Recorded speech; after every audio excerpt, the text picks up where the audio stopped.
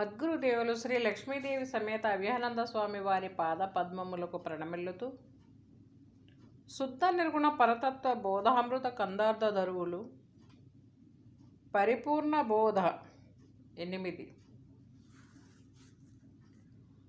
ఆకాశము బయలనుచును లోకంబున బలుకునట్టి లోకుల మాటల్ నీకెట్లు నమ్మకంబగు ప్రాకటముగ బయలుకెప్పుడు పలుకు లేదోయి శబ్దం బొంటే బయలుగాదోయి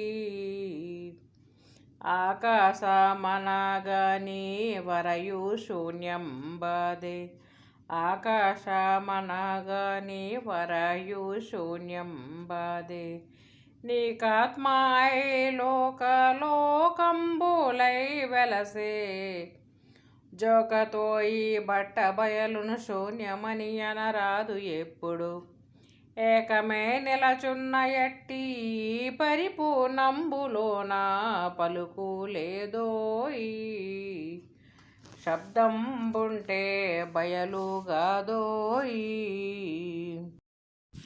జై గురుదేవా. శ్రీ అచలర్షి దయానంద పొన్నారావు దేవిగింద్రుల వారి ప్రియ శిష్యుడైనటువంటి శ్రీ నిజానంద పోలోజు వీరయాచార్య విరచితమైన శుద్ధ నిర్గుణ పరతత్వ బోధామృత కందార్థ దరువులలో పరిపూర్ణ బోధ లక్షణమునందు ఈరోజు మనం 8వ కందార్థం. ఇక్కడ ఒక విషయాన్ని సంశయ నివృత్తి గావిస్తూ ఉన్నారు గురుదేవులు. ఇది మనందరం కూడా పోలోజు వీరయాచార్యుల వారు చెప్పినటువంటి విధానాన్ని అవలోకనం చేసుకోవాలి.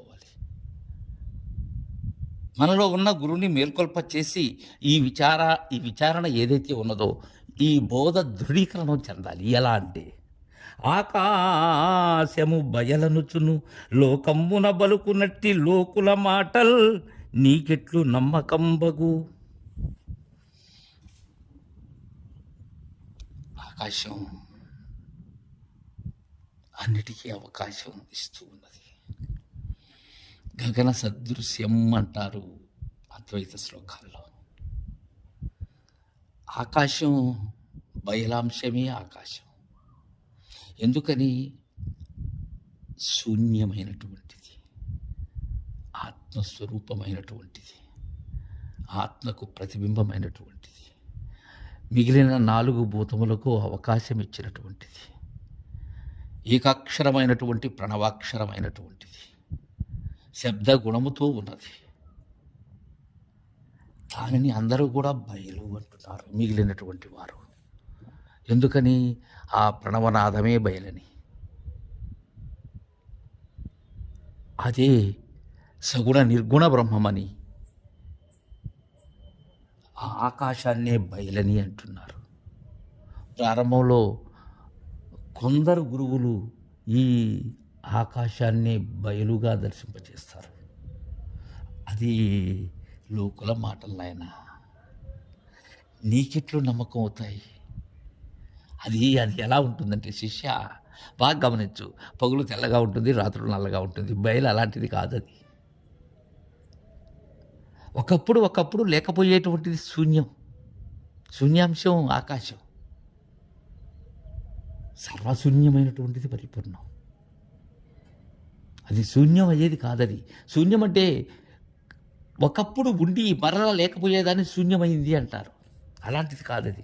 ప్రాకటముగా బయలుకెప్పుడు పలుకే లేదో ఈ విధానం. ఇది ప్రకటపడేటువంటిది. ఇది బయలుకు ఎప్పుడు కూడా పలుకే లేదు. కానీ ఆకాశానికి పలుకు ఉన్నది. పలుకంటే ఏంటి? శబ్దం ఉన్నది. మిగిలిన వాటన్నిటితో పాటుగా అది ఉన్నది. ఎందుకని? శబ్దరూపమైనటువంటిదే వాయువులోనూ ఉన్నది స్పర్శతో పాటుగా.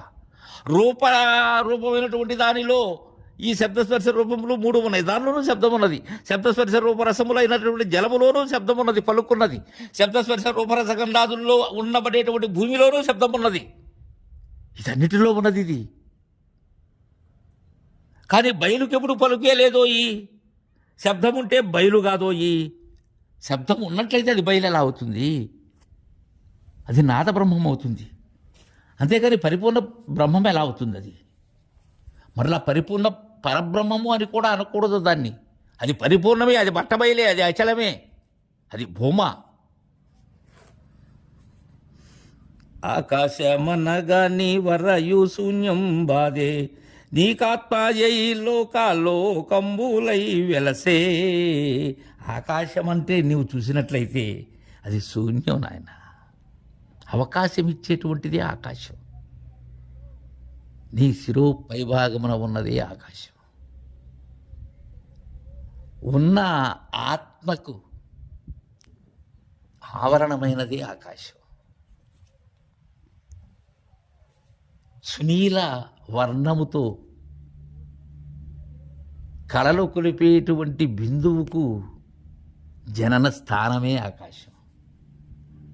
అది నీకాత్మయై లోకంబులై వెలిసే. ఈ పాతాళ మధ్య స్వర్గలోకాలన్నీ కూడా అదే వెలుస్తూ ఉన్నది. అండపిండ బ్రహ్మాండములు అదే అవుతూ ఉన్నది. గుణత్రయములతో కూడిన లోకము అదే అవుతూ ఉన్నది. ఈ అండజ ఉద్భిజ స్వేదజ జరాయుజములకు ఆలవాలము అదే అవుతూ ఉన్నది శిష్య. జోకతో ఈ బట్ట బయలును శూన్యమని రాదు ఎప్పుడు, ఏకమై నిలుచున్న ఎట్టి ఈ పరిపూర్ణంబులో నా పలుకే లేదో. ఈ పరిపూర్ణములో పలుకు లేదు, పలుకులకు అందదు. అది తనువులు తపనులు లేనటువంటిది శిష్య. అది జోకతో ఈ బట్ట బయలును శూన్యమని అనరాదు. మిగిలినటువంటి శాస్త్రములు సిద్ధాంతముల యొక్క మద్దతుతో శిష్య, వాటి యొక్క వేదముల యొక్క సహకారంతో, ఇంకా చెప్పాలంటే జ్ఞాన సహకారంతో, అదే జోకతో ఈ బట్ట బయలును శూన్యమని అనరాదు. అది శూన్యం కాదు. ఎప్పుడూ ఉన్నది శూన్యమేలా అవుతుంది? ప్రత్యక్షముగా ఉన్నది శూన్యమేలా అవుతుంది? ఏకమై నిలుచున్న ఎట్టి, అది ఏకంగా ఉన్నది. ఈ ఏకం కాదు, ఏకం అనేకం భవతి. నేనే అనేక రూపాలుగా అనేక నానాలుగా ఉన్నటువంటిది కాదది. అది ఏకమై ఎప్పుడూ మార్పు చెందక ఉన్నది, కాలాతీతమై ఉన్నది, నాకు అందక ఉన్నది, ములుగులు సందులేక ఉన్నది. ఈ పరిపూర్ణంబులో నా పలుకే లేదో, ఈ శబ్దం ఉంటే బయలు కాదోయి అని మనకు స్పష్టంగా తెలియజేశారు. తర్వాయి కన్నా అర్థాన్ని రేపు ముచ్చటించుకుందాం. జై గురుదేవా.